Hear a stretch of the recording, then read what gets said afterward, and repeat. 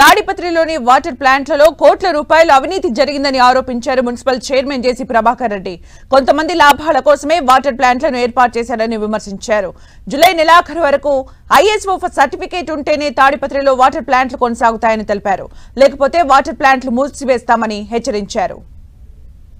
Factory నుంచి డబ్బులు తెచ్చినారు వాటర్ ప్లాంట్స్ కని 20 లక్షలు ప్లస్ మున్సిపాలిటీలో 20 లక్షలు డ్రా చేసినారు. ఏ ప్లాంట్లు కూడా కరెంటు బిల్లు కట్టలేదు.